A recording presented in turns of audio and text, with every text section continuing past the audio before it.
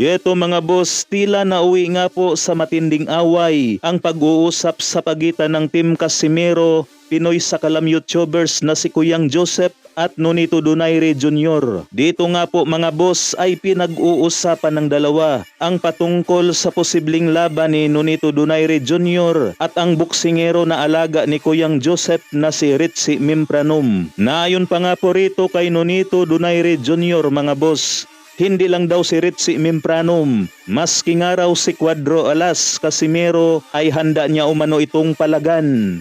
Sabi niya, sino yung nag-start ng Ritzy Mimpranom? Honestly, champ, Ritzy Mimpranom in our Filipino boxers needs fight. We can give them fight. We can give them fight. Kung gusto nila na ako yung makakalaban, teka lang. Kung gusto nila ako yung makakalaban, I can make that happen. Then we can make them money if you want. Basta, kung gusto nila yun, okay sa akin yun. Okay sa akin yun. I have a promotion na pwedeng magawa yun. Yes. So call Richie and ask him. So, sabihin mo kay Richie, tawagin mo si Richie na kung gusto niya, let's do that. I'm okay with that, bro. He's the They need manager. undercard. Mimpranom, Donaire. To me, Magagawa ko yun, bro. Magagawa ko yun. you will help. You will help So, Mimpranom. kung ikaw yung manager, let's I'm not say, saying maybe February or March next year. Kasi may laban ako December or November. There you So, go. kung gusto mo malaman yun, kung gusto mo yung magawa yun, promotion ko ang magagawa We doon. will help you. I want to see. And then we can make that happen. Kung ikaw yung manager, kung Can you ikaw give me yung a positive manager, Here's the positive at side. ito, call me po nun. Wala akong pakalam dun. Here's the positive side. We'll make you money. We'll make you money. Call him. And then even kay Casimero, kung gusto nila yon, pagkatapos kay Mepronom, we'll do with Casimero. There you go. All them. Call him for now. Wala akong problema sa Thank mga you. ganun, Yeah, bro. gusto ko marinig. We are Wala not akong problema, bro. able to Never in my career have I ever not fight anyone that called me out. There we go. Na dito na nga po mga boss pumasok sa eksena ang co-host ni Kuyang Joseph na si Ate Grace. Kaya dito na rin pumasok at nagsalita ang asawa ni Nonito Donaire Jr. na si Rachel Marcial Donaire. At eto na nga po ang kanilang matinding away sa social media mga boss. Alam dito eh. Anong pakialam niya Rachel din? Oh. Wala kang pakialam. She's not in the video. She's not in the video. Sorry, Ate Grace, sorry. Away ko eh. I'm out of here. Wala kang pakialam eh. Nagpakialam yung paking matanda na yan eh. Let's Let's make the positive side. Oh. Punyeta, I'm out guys. Peace out. I'm Let's done. make money here. No, that's it. Last ka naman tapos tawagin mo ako matandang, sino ka ba naman? Itsura mo pala ngayon, bangag ka na. Yun nga sinasabi ko. For me, ewan ko ba bakit nakakialam yung matanda. Wala naman niyang alam eh. It's about me and you, di ba? Tinatawag mo ako sa ano mo, kaya nga Thank you. nandito ako. Wala naman siyang pakialam sa mga ganito eh. Wala naman niyang alam eh. Let her be. This is our conversation, man to man, not fucking old lady trying to get in our fucking business. Kayo din. Sino ka? Oh. Saan nakakit ako? In the name of the Father, the Son, the Holy Spirit, Amen. Kasi Ate Grace, eh. Punyeta kang, matanda ka, wala kang pakialam. Nago ka rin. Punyeta. Ano naman eh? Eh, alam mo, wala kang pakialam. Matanda ka, punyeta ka, wala kang pakialam. Wala kang buhay, kaya ka nandito ka palagi. Kinalan eh. O tatay Ano mo. yung sabi mo, matanda? Ano yung sabi mo? Ay tatay mo nga, di mo ginalan eh. Sino pang gagalangan mo? Of course, kasi punyeta yung father ko eh. Pag kinakadud ka sa puwet, ano yung masasabi mo? Punyeta ka pa.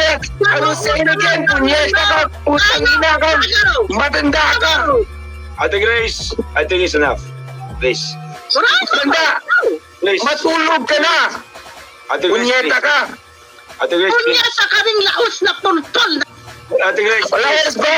Eh, marami akong pera eh. Ikaw wala. Ate Grace, Punyeta kang matanda ka, wala kang gusto. Wala kang punyeta kang matanda ka. Ate Grace! Alam mo, powder ka eh, powder. Wala kang gusto sa'yo eh. Ate Grace, please. Yes, exactly. Please. Ano ba yan? Ano ba punyeta? Ano ba sasabihin mo matanda? Wala naman, walang galang sa magulang. Magulang ka. Of course, wala kang galang sa mga magulang na walang galang sa Kung akin. magulang mo, di mo kaya respetuhin ka. Alam mo yung mother ko, kahit saan gusto niya, binibigyan ko. Ako yung nagbabayad sa kanya. Pero yung tao na iniwan yung mama ko, wala akong respeto sa mga ganon. Kasi punyeta sila. Di ko kailangan yun. Oh, ano ba yung sasabihin mo matanda? Pull up your broadcast. Ano ba yung sasabihin mo matanda? Ano ba yung sasabihin mo matanda? Ako, Outlier. kahit anong gusto ng mother ko, pupunta ng Poland, pupunta ng France, pupunta ng Italy, sino nagbabayad nun? Hindi yung father ko. Kasi punyeta yun. Iniwan yung mama ko. So, fuck you, you old lady. You don't know what the fuck you're talking about. Boksingero, fuck you. Okay, I'm sorry that you don't actually have kids that actually take care of you. Get the hell out of this thing because you never even you can't even travel outside of your freaking little house. All you want to do is try to be on. Alright, we're gonna. Anong sabi niya? Fuck daw? Huwag niyo toxic. Let's talk Anong about... sabi niya?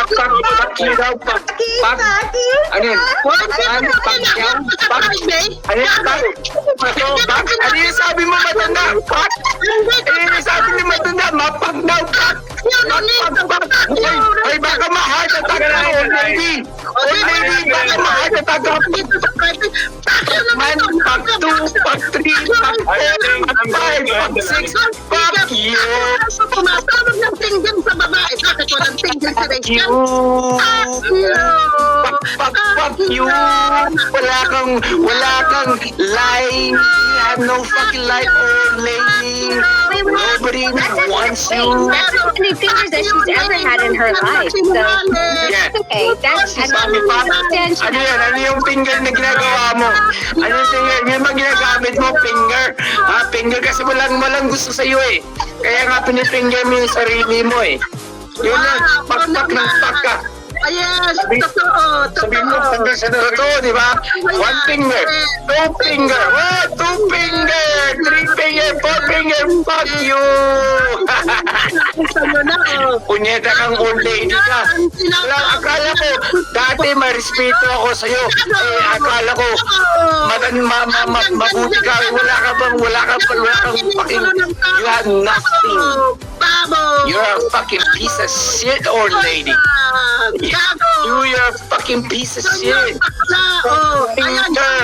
Finger, number 1 finger, 2 finger, 3 finger, 4 finger. Oh, fuck you, finger. Ano sabi mo? Finger.